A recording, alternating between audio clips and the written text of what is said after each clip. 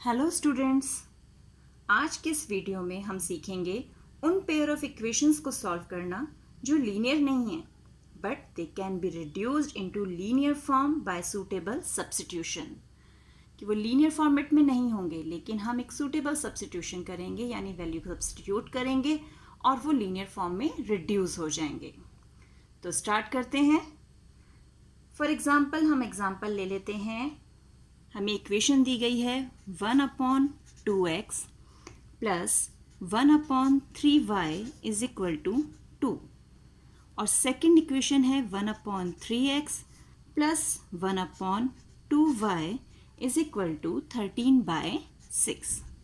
अब यहाँ देख के ही हमें पता चल रहा है कि इक्वेशन लीनियर फॉर्मेट में नहीं है, क्योंकि वेरिएबल्स x एंड y जो हैं वो डिनोमिनेटर में हैं।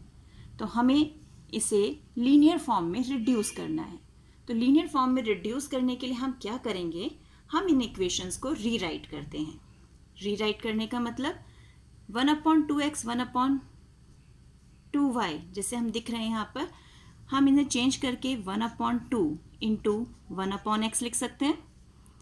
Similarly 1/3 into 1/y is equal to 2/1 ऐसे लिख सकते हैं हम।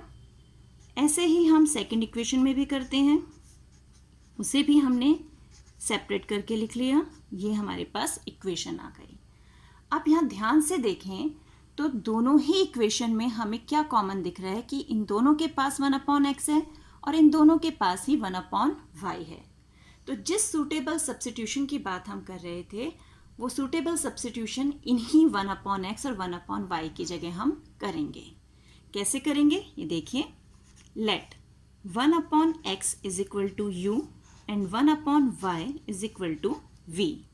हम इन दोनों की ही जगह u and v पुट करेंगे। जब हम u and v पुट करेंगे तो इक्वेशन हमारी हो गई 1/2u plus 1/3v is equal to 2/1। Similarly second equation reduce हुई 1/3u plus 1/2v is equal to 13/6। तो एक इक्वेशन हमारी ये आ गई और एक इक्वेशन ये आ गई। अब हम इन्हें एलसीएम लेके सिंप्लीफाई कर सकते हैं। हमने एलसीएम लिया, यहाँ एलसीएम आया 6, तो 3u plus 2v is equal to 2/1। तो 3u plus 2v is equal to 12। ये हमारी इक्वेशन आ गई 3 इसलिए क्योंकि इक्वेशन 1 एंड इक्वेशन 2 तो हमारे पास ऑलरेडी हैं। सिमिलरली अब इसे भी एलसीएम लेते हैं। एलसीएम आया 6, 2u plus 3v is equal to 13/6। 6 से 6 कैंसिल, इक्वेशन आ गई 2u plus 3v is equal to 13। ये इक्वेशन 4। अब आप देख रहे हैं हमारी इक्वेशन 1/x 1/y से चेंज होके लीनियर फॉर्म में आ गई, लेकिन वेरिएबल चेंज है। कोई बात नहीं, हम पहले इन वेरिएबल्स की वैल्यू ढूंढेंगे। तो इन वेरिएबल्स के लिए हम इन इक्वेशंस को सॉल्व करेंगे। उसके लिए हम एलिमिनेशन मेथड या सब्स्टिट्यूशन मेथड, जो भी हमें सूटेबल लगे हम उसे यूज़ कर सकते हैं। तो यहाँ हम एलिमिनेशन मेथड यूज़ कर रहे हैं। तो अब हमारे पास जो दो इक्वेशंस हैं 3u plus 2v is equal to 12 and 2u plus 3v is equal to 13। तो एलिमिनेशन मेथड के लिए हमें क्या करना होता है, किसी भी एक वेरिएबल के कोएफिशिएंट्स को सेम करना होता है। तो हम यहाँ u के वेरिएबल को सेम करेंगे, तो इसके कोएफिशिएंट से हम इस इक्वेशन को मल्टीप्लाई करेंगे और इसके कोएफिशिएंट से इस इक्वेशन को। तो इक्वेशन हमारी क्या हो गई, 2 3 ज़ा 6u plus 4v is equal to 24, 3 2 ज़ा 6u plus 9v is equal to 39। अब यहाँ पर हम देख सकते हैं कि हमारे दोनों ही जो कोएफिशिएंट हैं वो प्लस में हैं, इस दोनों ही u के। तो हम साइन चेंज कर देंगे, माइनस माइनस और ये भी माइनस, ये दोनों कैंसिल।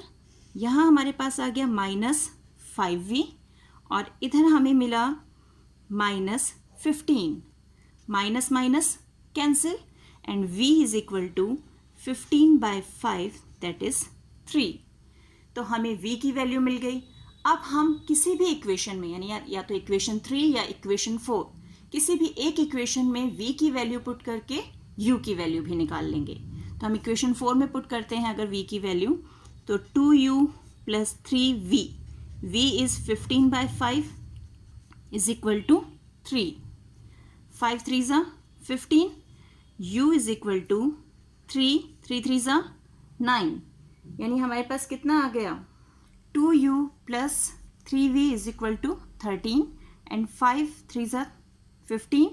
अब u हो गया हमारा 13 माइनस 3 और 3 3 ज़ा 9, यानी ये पूरा का पूरा यहाँ आया और डिवाइड बाय 2, यानी 13 माइनस 9 डिवाइड बाय 2, तो ये हो गया 4/2 और 4/2 का मतलब हमारे पास क्या आंसर आ गया यहाँ पे 2, तो u मिल गया हमें 2। अब ये वैल्यूज़ जो आई हैं हमारे पास u और v की आई है, लेकिन हमें वैल्यूज़ चाहिए x एंड y की। तो हम ये फिर से यहाँ देखेंगे कि 1/x को हमने u पुट किया है और 1/y को v पुट किया है।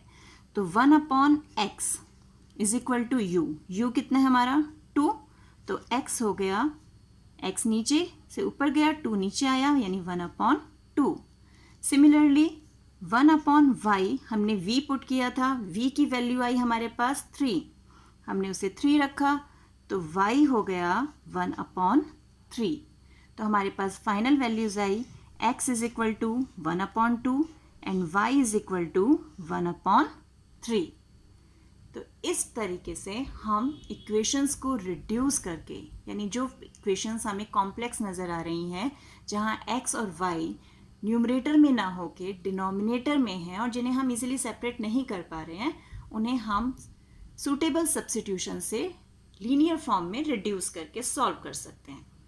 आई होप आपको ये क्वेश्चन समझ में आया होगा और रिड्यूसिबल फॉर्म्स जो हैं वो थोड़ी क्लियर हो गई होंगी। मिलते हैं एक और वीडियो में, तब तक keep practising and enjoy maths.